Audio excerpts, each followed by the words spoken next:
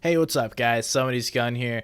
Gonna be talking through how to play in the Bugha's late game tournament, understanding how to qualify, give you guys some tips, understand a little bit how the game mode is played. That way you guys can hopefully win some cash.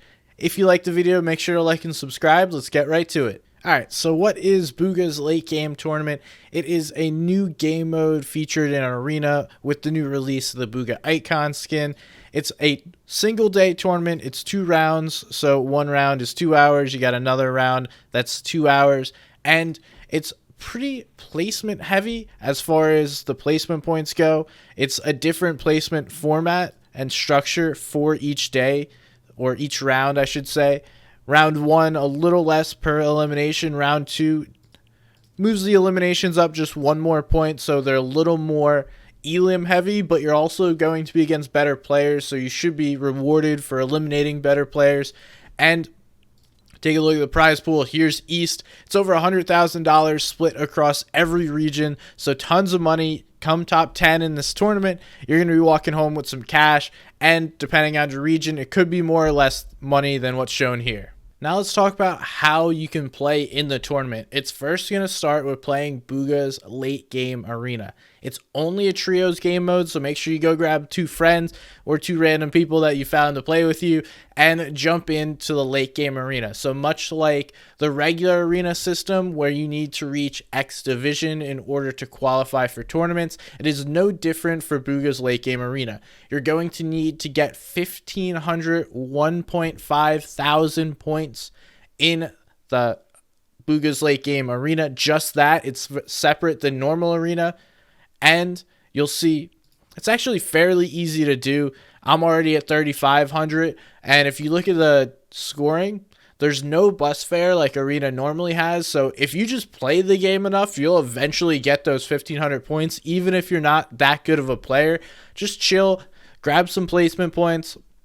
Might take a little longer if you're not popping off for victory royales or grabbing lots of elims. But either way, you're going to be able to at least participate in the tournament, and I think that's what's going to matter to most people. We see the scoring structure here. It's a little different than what we saw in the tournament scoring structure. Still 3 points per elim, same as round 1, but you start at top 15 as opposed to top 17.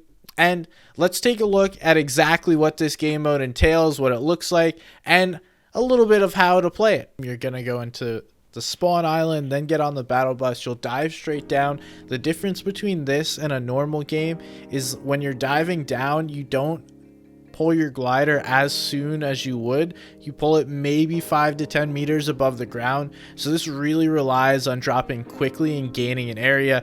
As you can see, other players can drop right with you, so you got to be careful as to where you drop, because if a whole team drops right on you, that could grief your game off spawn. The game starts at 3rd zone, right before 4th zone appears.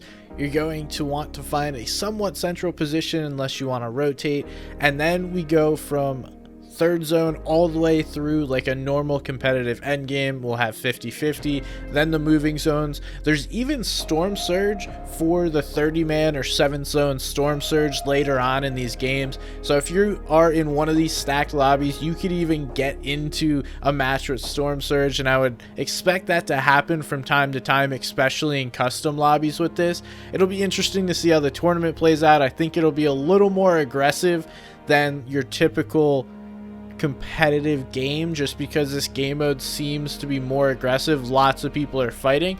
We'll see though. Right now the moving zones go way too fast. It seems like it's basically double speed of a normal moving zone, so you have to make sure you're staying ahead of zone, moving forward, and continuing to rotate in these moving zones. For the most part, the lobbies really die out once moving zone starts. Everyone's kind of keying each other, just box fighting, practicing fighting as a solo or as a trio, depends what you want from this. That is typically what I see in the arena game. So if you're just able to stay alive, you're going to be able to scoop up points, get yourself to that 1,500, and going to be able to take home some points in order to qualify for the tournament on July 28th. So ideally you want to play this like a traditional competitive Fortnite game, but avoid the aggressiveness. There's going to be lots of players that are going to be uber aggressive in these end games, so make sure you're trying to avoid them or you're keying yourself. It's essentially a key or be keyed world. As you get up there in tournaments and in points, you're going to start to see players respect one another a little more. Right now it seems like everyone's super key happy and just being quite aggressive. So if you can play it slow, you're pretty easily going to be able to scoop up at least a top 5 placement, if not win games. A lot of it's going to come down to positioning and where these moving zones go, so understand the principles of moving zones. I have a whole video of that if you want to talk about end game zones and where you want to position yourself. Otherwise, hope you guys enjoyed the video. Hope you learned something.